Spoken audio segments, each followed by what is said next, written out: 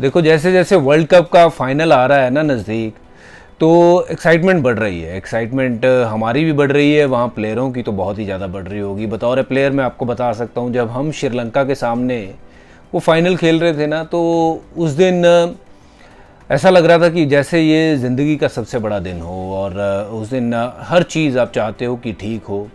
नींद भी नहीं आती है ठीक से, आपकी नींद जो है वो कच्ची पक्की रहती है, खुल जाती है। बतौर प्लेयर आप उतना सो भी नहीं पाते हो, क्योंकि आपका जो जहन है ना वो तकरीबन तकरीबन उसी काम में लगा रहता है कि भाई ये कल मैच में क्या होगा, क्या अगर हम जीत गए तो फिर कैसा जश्न होगा, अगर हम हार गए तो फिर क्या होगा। ये सारी चीज़ें जो है ना ये खिलाड़ियों के दिमाग में घूमती है। तो मैं समझ सकता हूँ कि भारतीय क्रिकेट टीम के खिलाड़ी जो हैं अब ये चीज़ के बारे में ज़रूर सोच रहे हैं कि फ़ाइनल बड़ा मैच, सारी मेहनत जो की हुई है बस और एक दिन अच्छा और उसके बाद वर्ल्ड कप चैम्पियंस।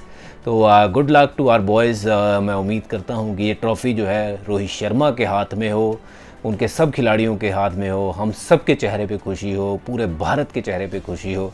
और क्योंकि हम बात कर रहे हैं रोहित शर्मा की, तो थोड़ा सा नज़र डाल लेते हैं कैसा रहा है रोहित शर्मा का वर्ल्ड कप।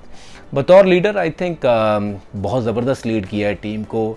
एक ऐसे लीडर जो निस्वार्थ होकर क्रिकेट खेल रहे हैं, सेल्फलेस, टीम पहले और वो खुद पीछे। उन्होंने कभी परवाह नहीं करी कि भाई मैं अपना 100 बना लूँ। देखिए पहले मैच में चाहे रोहित शर्मा ने 0 से शुरुआत करी थी, आउट हो गए थे 0 पे ऑस्ट्रेलिया के सामने, उसके बाद अफ़गानिस्तान के सामने 131 बनाए थे, फिर पाकिस्तान के सामने 86 रन की तगड़ी पारी।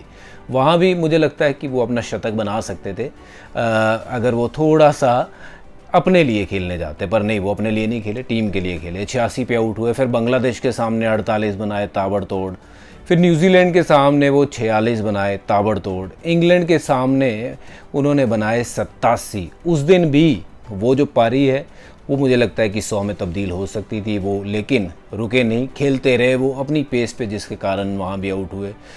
श्रीलंका के सामने 4 पे आउट हो गए, पर उसके बाद साउथ अफ्रीका 40, नीदरलैंड के सामने 61 और न्यूजीलैंड के सामने 47। और ये जितनी भी पारियाँ हैं ना, रोहित शर्मा ने जो स्टार्ट दिया है वो फ्लाइंग स्टार्ट दिया है, जिसके कारण टीम इंडिया ने बड़ा टोटल जो है वो खड़ा किया। उसके बाद आप देखेंगे विराट कोहली आते हैं। विराट कोहली के भी एक बार ये वर्ल्ड कप के जो आंकड़े हैं उस पर नज़र डाल लेते हैं। What a champion player he is. Australia के सामने बनाए थे 85, फिर अफ़गानिस्तान के सामने 55 नॉट आउट, फिर 16 बनाए पाकिस्तान के सामने, फिर लेकिन बांग्लादेश के सामने 103, और फिर न्यूजीलैंड के सामने 95, वो शतक मिस हुआ था वहाँ पे।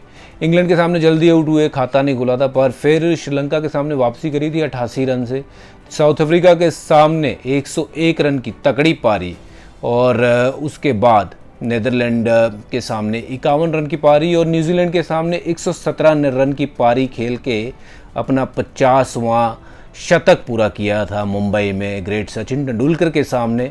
और जो सचिन तेंदुलकर ने प्रेडिक्शन की थी उनको सही साबित किया कि यहाँ तो मेरा रिकॉर्ड रोहित शर्मा तोड़ेंगे या फिर विराट कोहली तोड़ेंगे, तो वो विराट कोहली उनसे आगे निकल गए। बट देखिए सचिन तेंदुलकर तो सचिन तेंदुलकर है, मतलब मैं I am not taking any credit away from Virat Kohli, but Virat Kohli unbelievable प्रेरणा स्रोत है आने वाली पीढ़ी के लिए, एक ऐसी मिसाल जो मतलब बहुत सालों तक याद रखी जाएगी। और ये बहुत सारे खिलाड़ी जो है वो विराट कोहली की तरह बनना चाहेंगे। तो वेल डन विराट कोहली। एक बार हम शमी के आंकड़ों पर भी बात करते हैं, क्योंकि ये 2 चैंपियन खिलाड़ी तो हैं बल्लेबाजी में। फिर गेंदबाजी में आते हैं तो फिर शमी ने कुल मिला के 1 2 3 4 5 6 मैच खेले और 23 विकेट लिए हैं। ऐसा मैंने पहले कभी ना सुना है, ना देखा है, ना हुआ है। भाई ये बंदा कमाल का बॉलर है। ये आंकड़े दर्शाते हैं कि ये कितने बड़े खिलाड़ी हैं। आपकी 11 में नहीं थे ये पहले, और जैसे ही ये टीम में आए उसके बाद टीम का जो खेलने का तरीका है ना वो बदल गया, मनोबल जो है वो चेंज हो गया। अनबिलीवेबल ये बंदा है, परफॉर्मेंस ऐसी क्लास की, मतलब कोई पकड़ ही ना पाए। गेंद पड़ने के बाद किस तरफ चलता है ये तो आपने देखा ही है। तो मैं उम्मीद करता हूँ one more good day of Shami.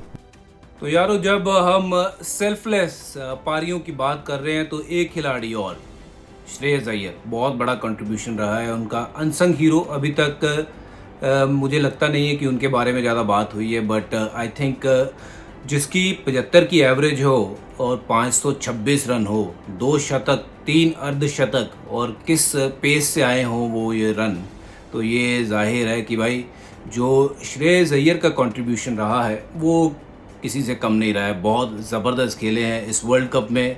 ये देखिए पहले इंजर्ड थे, फिर टीम में आए और उसके बाद आके जिस तरीके से क्रिकेट खेली है भाई, रन गति को तेज़ी से अगर किसी ने आगे बढ़ाया है तो वो श्रेयस अय्यर ने मिडिल ऑर्डर में कमाल की बल्लेबाजी करी है।